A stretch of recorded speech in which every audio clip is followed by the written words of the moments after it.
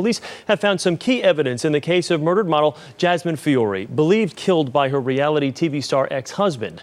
CBS News national correspondent Hattie Kauffman reports. One piece of the puzzle has been found. Jasmine Fiore's missing Mercedes was discovered in this Los Angeles parking lot more than a week after her mutilated body was pulled from a dumpster. Meanwhile, in Canada, published reports say authorities have identified the mystery woman who helped accused killer Ryan Jenkins escape. According to the Canadian Broadcasting Company, his 20-year-old half-sister checked him into this motel in Hope, British Columbia.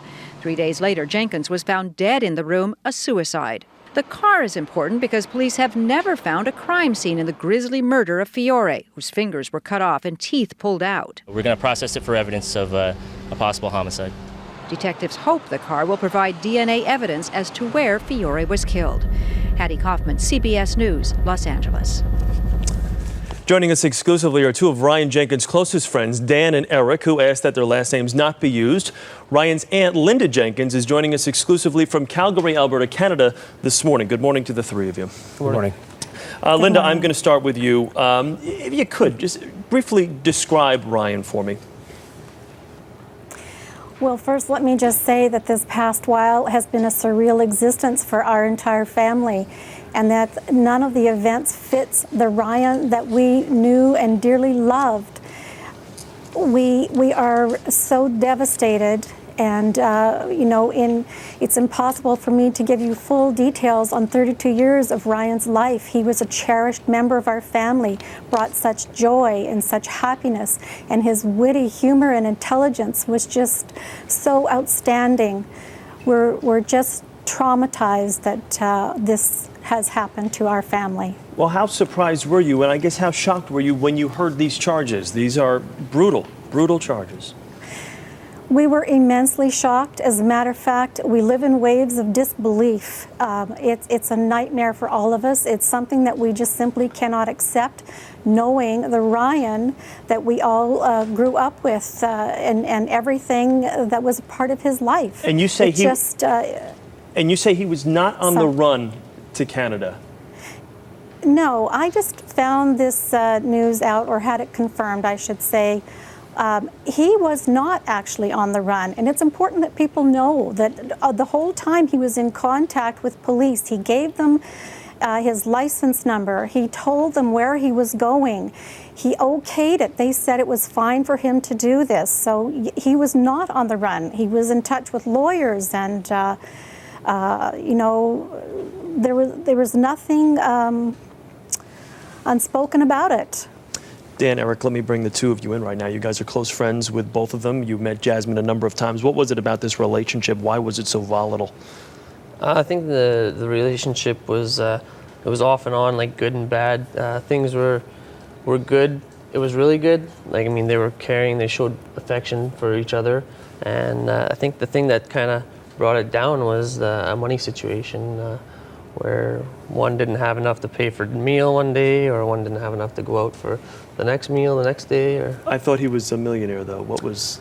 Well, Jasmine had high expectations. I didn't know Jasmine that well, so my relationship with her and my view on her was kind of through what Ryan had told me prior on the phone and when I met with him.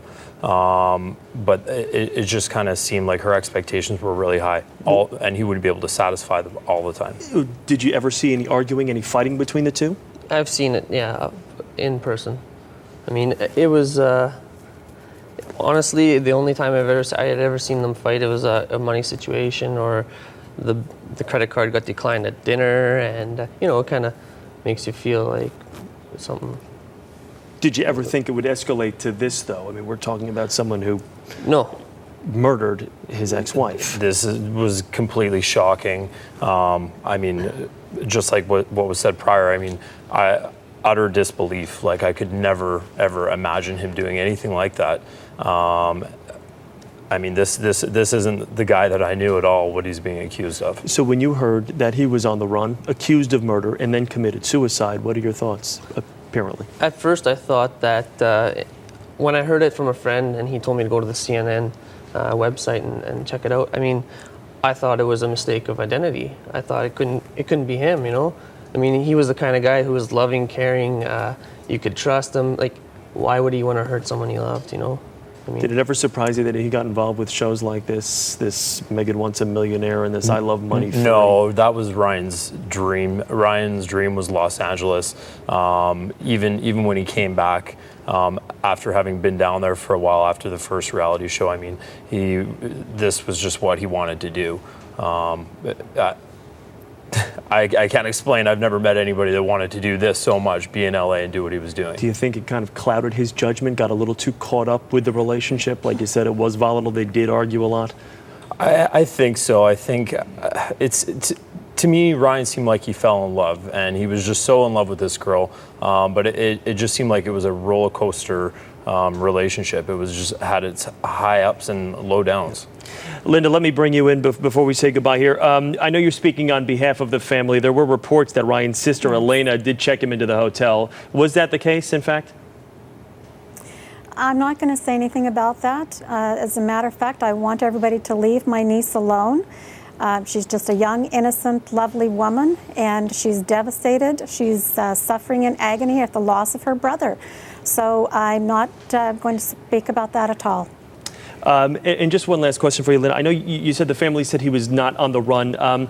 With this apparent suicide, it just doesn't seem to mesh. If he was in contact with the law enforcement agencies and his attorneys, why would he then ultimately take his life? Do you have any idea? I really think, in my opinion, that when Ryan was in the hotel room, he was actually, told to wait until Monday. He would go in with his lawyer to the authorities, and then they would go through of setting bail. But when he was by himself in that hotel room, I think that was the first contact he actually had with the media, with the television, to see the horror, the picture, the things that were being said about him.